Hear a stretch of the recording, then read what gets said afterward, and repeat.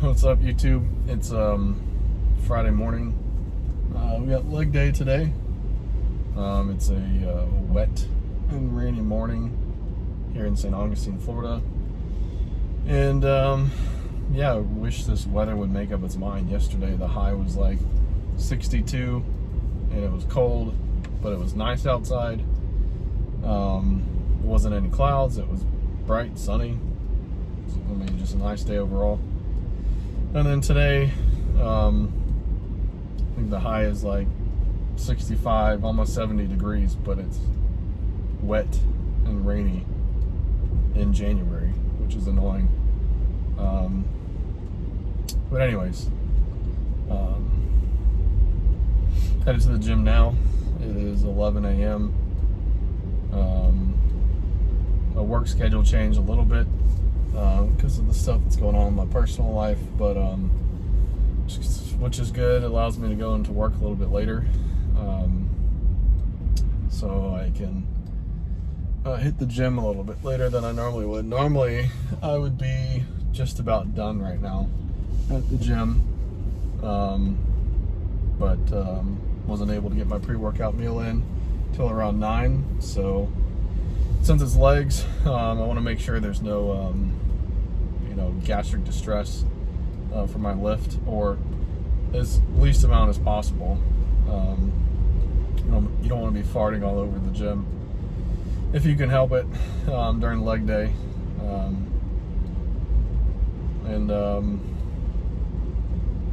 Yeah, just like I said yesterday's video, I can't believe we're finishing week. I can't believe we're finishing the week 28 weeks from the show. Next week we're down to 27, and it's just crazy. It seems like the months and the journey itself is long, but the day-to-day stuff is short. So I know as long as I'm checking off my daily boxes of my training, my steps, my cardio, not missing any meals, not eating anything off plan, recovering as well as I can, sleeping as well as I can, trying to stay as low stress as I can as far as mental and emotional stress. And those are all things that are going to have an effect on your goals and have an effect on how much you change or don't change. A lot of times people aren't changing in the gym. They think they just need to change up their training routine, like what they're doing in the gym. Oh, I've been doing bicep curls with a barbell for 12 weeks. It's time to change it up. It's like, well, have you looked at all the other things? How's your nutrition? How's your sleep? How's your your recovery? How is your training intensity? If your arms aren't growing, or if you're not noticing any kind of change, are you doing coffee sets, or are you actually pushing it hard every single time you lift? What does your technique look like? What's your form look like? So many different variables than just an arbitrary exercise that you're doing or not doing. You can change up different variations of a bicep curl to keep yourself going to the gym or entertained, or to quote unquote change things up. But the elbow, or the biceps, has 3 functions: to flex the elbow, elevate the arm, and supinate the forearm. That's it. So whenever you're training them, as long as you can take care of those 3 things, doesn't matter if you do barbell curls, dumbbell curls, spider curls, incline bench, curls. Like, as long as you're knocking out those 3 functions at some point during the week, at least once, you're getting training to the biceps. Same thing can be said for any other muscle group. So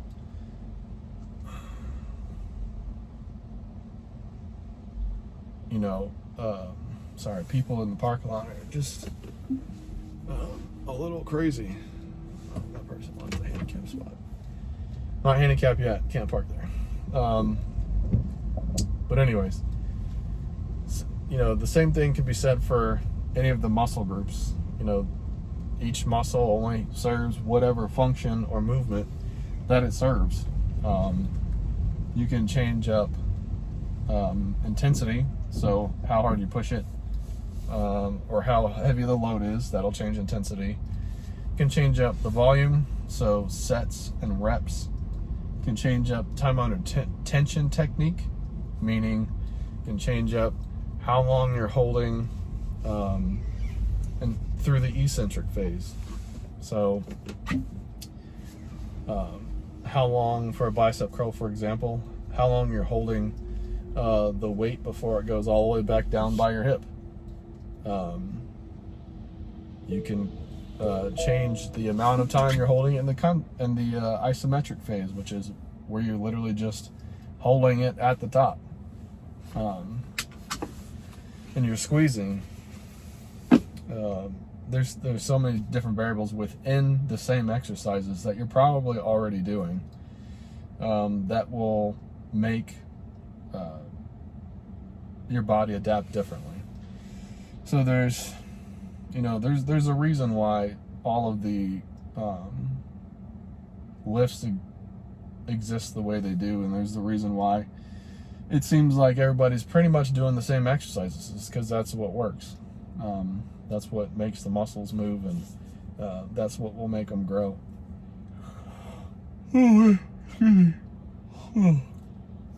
So, anyways, that being said, we have legs today. So we're going to start off with seated hamstring curls, then go into the hip adduction machine, and then we're going to go into single leg press. Last week I tried doing split squat stance, but and I had forgotten. I didn't forget about like the front of my knee pain that limits me, but I had forgotten that just that like lunging motion on one of my feet, like in the metatarsals, which are the bones kind of by the base of your toes. I always get weird pain doing lunge stuff because your foot has to go like on an extension.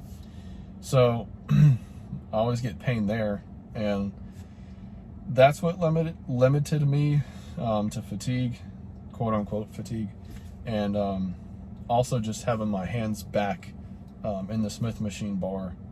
I guess I could have done, just under it like a front squat. But yeah, it's mainly the my right foot in between met heads like 2 and 3. Like that's what I just had pain the whole motion, so I just stopped and went back to the leg press, which is better because we're working our quads for that particular movement, we're not trying to strengthen the ligament between metatarsals 2 and 3. So after single leg quad focused leg press, then I'm going to do a wide stance leg press. And I have been doing where, like, if this is the platform, my butt's down here and my back is this way, I have been doing where my feet are super high on the platform and they're wide. So today I'm going to do wide, but I'm going to do a little bit lower, just to get more of a midfoot drive instead of through the heel and straight glute, just to see. I know I just talked about variation, but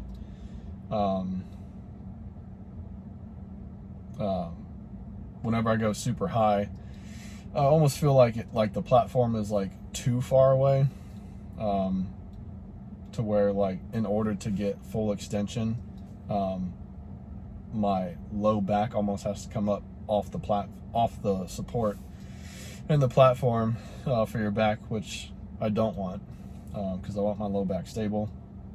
So I might do my feet just a tad bit lower and see how that feels.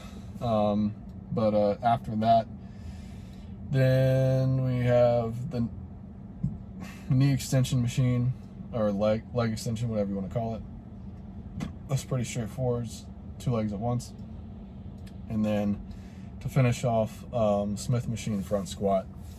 I've been doing a plate on each side to failure, and that's been pretty good for the 8 to 12 rep range. First set I'm only getting 10. See what happens today. We'll see how far along I get. Like I said, it's a little bit later than I normally would lift, so hopefully there's not that many people here. Because leg day is definitely one of the days where if someone's using literally anything that I'm trying to use, I have to wait. Because the Y only has one of each of the things that I use for leg day. It is very annoying and frustrating. But that's why I wish there was a bigger commercial gym closer to my house besides 30 minutes away, which I might have to start doing, specifically just for leg day. Might have to start going to that particular gym, which will also be annoying just to pay that monthly fee for 4 times a month, essentially. But anyways, enough chit chat. Gonna go inside, knock out my leg day. If you see in the video, if you notice in the video, got some high socks on today. They're my they're my socks my boys gave me for Father's Day last year, but it has their faces on it, and it says "#1 Dad." They like when I wear them, so I took them to school today, and they were excited that I wore them. But anyways, if I don't check back in today, which I probably won't, you'll see the top sets next, and then next time I check in will be Monday, which is a push day. It's check-ins with Ross, and then it's also the start to 27 weeks out. So everyone have a good day, work hard in the gym, have a good weekend. See you next week.